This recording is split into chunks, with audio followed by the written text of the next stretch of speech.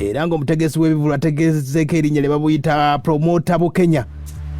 Ye yasobodde okuba ate nga yekyayidde ddala. Atambudde paka ku poliisi e Katwe ng'alina ekipande kiriko ebigambo Promota tufa amabanja ng'ali bute. Era nga negetegedde Kamala waliwo omwana mulezi Promota bamuyita Promota Devi akutte DPC w'Ekibuye amatayi n'amuyisaamu n'empi. Kyekimu ku kiri mu kibuga Kampala akadde kano nga tukyali mu mbeera y'abategesi b'ebivulu naye embeera weesobodde okuba ate ng'etambula wano. Omukulu gwe bayita Hassan Nduga nga bwena kutegeezaako anoonyezebwa akadde kano poliisi emutukula olw'embeera nti bamutegeka emutukula n'agaana okuba ate ng'alinnyayo. Hassan Nduga bamutegeera ow'ebintu bizibu, ebintu byatabuse dda, era ng'omu ku bategesi b'ebivulu abasobola okuba ate bamufuna nsobodde okuba ate nga njogera nawe batubuulire embeera nga wesobola okuba ate ng'etambula. Era nga Promota ono bamuyita Semuju asobodde okuba ate nga nkubira omulanga ng'aŋŋamba nti ebivulu byonna ebadde bategeka bibadde mugamba byomulya mu kalantiini badde babitegeka muno Manizand ku Happiness Pub emutukula. Kati ono omukulu gwe bayita Hassan Nduga gwali mwezi gwa musamba bamuwa ssente, wabula ssente tasobola okuba ate nga ajja naye nga kadrop oba akalango yasobola okuba ate nga akakola akatambula ku bivulu byonna. Kati embeera nga bweri poliisi yayisizza ekipapula alaba ku Hassan Nduga takuba amuleeta emutukula asobole okuba ate nga asasula ssente za Promota, era nga Promota ategeeza nti akasente keyewola konna.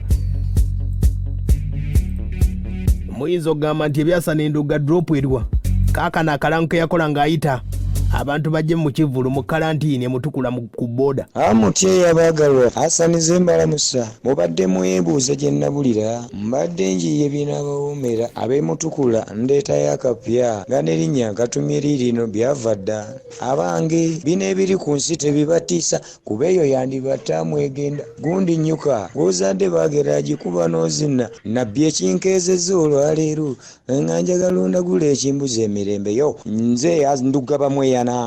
bamweyana mpozi mumanyiri Hassan Nduga yo bwe kiri yenze Nduga bamweyana eri Hassan nali ejjako eryo ly'Abawarabu ya ngenda kubeeraawo ku Happiness Motel ku Saturday nga 11 omwezi guno gw'omusanvu. Abantu b'emutukula mujje bangi mutukula Tanzania awo mba ndi Tanzania okitegeera ngenda kubeeraawo mba Tanzania nga wakava emutukula awo mujje bangi Happiness Motel ku Saturday nga 11 temusubwa Hassan Nduga n'ennyimba zange zonna ngenda kuba nkuba olupya ku lukadde. Ate ku Sunday tugende wali Nakalinzi mu Kasaawe abantu b'e Nakalinzi ndowooza mummanyi enkola yange mugimanyi mujje bangi ebisale bagenda kuba bibabuulira. Ate nga ku Friday ndowooza ekyemisana nja kirya nammwe njija tuzanye ku ludo puulu kiringemu naki kale mama. Hassan Nduga oyo ng'akoze demo yakola drop ye n'asobola okuba ate ng'agiweereza omutegesi w'ebivulu saidi z'emutukula eyo wabula teyalinnyayo wadde n'akamu. Oyinza okwebuuza nti baakwatagana batya embeera nga yatambula diiru zonna zatambulira ku ssimu era amaloboozi gaaliko bwemu ku bujulizi basosobodde okuba tebatwala ku poliisi. Hassan Nduga uno nga muwa diiru y'okuyimba emutukula wulira tugenda kukola Saturday na Sunday tubadde tusazeewo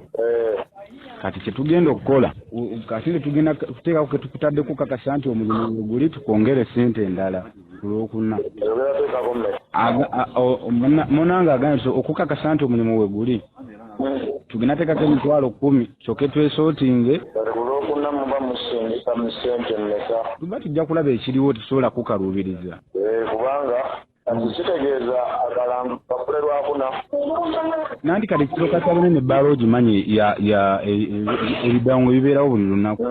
bwe tukuteerako deposit ebintu byangu nnyo kati tusobola okukakola kubanga tugenda kubeera naawe ne mutaswangule naye ate mulina okumakinga sure nti kokola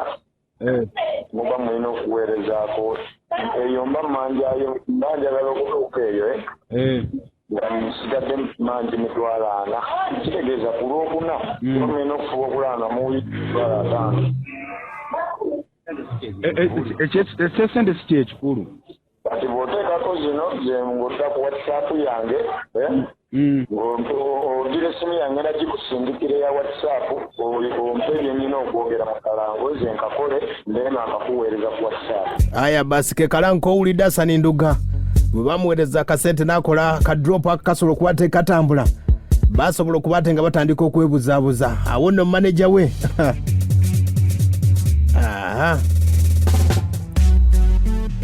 Soko uliro omutegesi w'ebivulo ng'akubira ku maneja wa Hassan Nduga ng'amutegeeza nti ebyuma baabyonoona olwo ebyuma bya Homeland baabyonoona Mutukula. Hassan Nduga yagaana okuba ate ng'ayimba nanti byali mu kalantiini. Wulira weerabidde nno bagenda kwonoona ebintu byange. Jjukira sho eno sho sireeta bayimbi bangi nti oleetayo omu ng'asomoka sabeera bangi nga basatu babana ogamba muno waliwo agenda ekikuba agwa mu kiti kye nyaka naleetayo omu nemusosangula kati musosangula ayinza okulimira mu kifo kyagundi kya Hassan Nduga. Nti akazibu kapita genda kunkolera olw'ensonga sigwe nala sabadde sinakuba drive kubanga yange tatimba sabadde sinakuba drive abadde osobola okulanga mwoyo kubanga abadde tebamanyi kyobaleetera naye sano omaze okulanga osuze olanga drive nagivuddemu ekyo saawa 4 sasa n'abaana bali mu kwongera bali mu kukaatiriza mbayingiza ebyuma bitandike byogere. Kazibe singa obadde omukubidde yabadde ajja kutandikira kubalira ku zino ssente mbadde nja kumugamba jje obwezo z'ogamba okwongerayo nti akazibu nze simulanze bwe buloko saagedde naawe bulonga ndi ku drive kati kubamu ekifaananyi saawe eno abatuuze bamanyi gundi kane kazibu kapa oba omulanze nga yo era abantu bwe bafuna nga ye neere waliwo yazze ng'agenda kupulya olimba lwandu olupya waliwo agenda nti kula omugugu waliwo agenda okujja alabe kati nyanywemu akyamukemu kati kyekifaananyi embeera eriwo. Ye manager oyo ng'abuzaabuza promota akadde kano abamuwemba ate akadde kano bamutwala yeekubidde omulanga ku poliisi okuba ate ng'ategeeza Hassan Nduga wonna waali gyevuddeko. Hassan Nduga akyalina emisango gy'aliko waliwo yamuwola nti $3 waliwo n'omuyimbi apukamingi awo nti yamuwa $5 agende mu kolabo y'oluyimba Hassan Nduga ssente n'azirya. Nono promota akadde kano amutegeeza ssente z'alina okuba ate ng'azimuddiza olw'embeera nti bayonoona ebyuma ebya Homeland Sound era nga n'omukulu ono ab'ekifo basobola okuba ate nga bamuweesa fayini. Omukulu n'akyatuweereza obubaka bubuno nga bukyali ku ssimu nga yeegayirira. Omukulu yamutegeeza waakiri asooka aweereza 7. Maneja wa Hassan Nduga okulemesa yamugamba nti ateeke $900 bajje bayimbe kumbe bali bakitegedde tebajja kuba ate nga bayingira Mutukula oba okuyingira Tanzania. Ngenda kwongera $300 gibeere $100 neginamuwako gye $700 namuwako 4 gibeere 7 yambo onyamba sano bintu bivudde kwabula onyambira mu gundi butalona bintu by'abantu n'ekifo ky'omusajja kyanjawulo kyamaanyi nnyo oyo akimanyi Hassan. Anti omanyi lwaki singa mbadde njagala boonoona ebintu by'abantu mbadde nja kugamba nti langa tugenda era gulu wangambye neggulu era gwe wangambye munyini eno namba wangambye langa nakugambye langa tukyalikola ku supapula nga manyi nashuba ya leero era sho ya leero si yancha nungamba langa kati sano balanze ne bagumiza omanyi drive ye kawungeza etambula okkiriza kyenkugambye nga nzija. Aya basi bamunyaga bwe batyo promota omukulu Ssemujuga akabaga akomba akadde kano ne bamutwala abamuwemba ate okutegeka ebivulo era omukulu ono asobodde okuba ate nga ntegeeza alopye ku poliisi alaba ku Hassan Nduga akasente weekali amutereddeko $20 golaba ku Hassan Nduga mulagire bulagizi waali $20 kwegiri. Abapoliisi bategeezezza era njagala bakwata Hassan Nduga mpe ssente zaabwe kubanga drop zonna nzina zakolerako omulango bonna bwe yakolezebwa drop mbuyina ate era afunikira ku layini eya WhatsApp yonna mbiyina naye abiyina kati zadde njagala akwate ssente azimpe. Hassan Nduga akyategeeza nti Hassan Nduga yamubbye n'amasimu takyakwata ngezezzaako kubira ku Hassan Nduga agafudde bize. Sente zonna wamugyala emitwala zonna sho zaali 2 emiliyoni ya ssente nga buli sho ya $5,500 nga buli sho ya $5,500 nemuwako deposit $400. wazimuwaddi mwezi ki? Nazimuwa mugwa 7 nazimufunikira mugwa 7 ng'ennaku z'omwezi 7 ng'alina kukola ennaku z'omwezi mugwa 7 ng'ennaku z'omwezi 11 ne 12 nga Happiness Mutukula naddamu n'akola ennakalinzi amanyiyo. Okay, kati Hassan Nduga okuva olwo wamukubira amasimu nga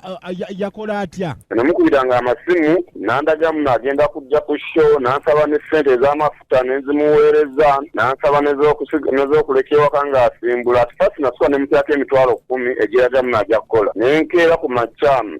yali enakola lwa Sunday ng'alina kujja ku lwakutaano ne muterako emitwalo gya ssente 2 n'aŋŋamba nterako emitwalo 10 njireke ewaka egyabiri gyompadde ng'ogenda okunywa amafuta n'okulyako mu kkubo ne muterako emirala emitwalo 10 ngiwera emitwalo 4 ne ntuuka ne nkuba drive yolo ng'agenda yali alina okula ku lw'omukaaga ne ku Sunday ne nkuba drive ku lw'okutaano ne nkuba drive ku lw'omukaaga nga simulaba ne mukubya sika kagikwata sano mukubira akadde kana ŋŋamba muno tujja biraba muno tujja kukola sente ziriya naye muno n'abeerayo shajja kukola byanka aya basi bamunyaga bwe batyo promoter akadde akalero nkutegeeza ba promoter mu ggwanga baadde bategeesa olukuŋŋaana olunaku olwo poliisi esobodde okubatenga eruyingiddemu kati ab'ekyayi ba promoter omuli omukulu gwe bayita Bukenya promoter Bukenya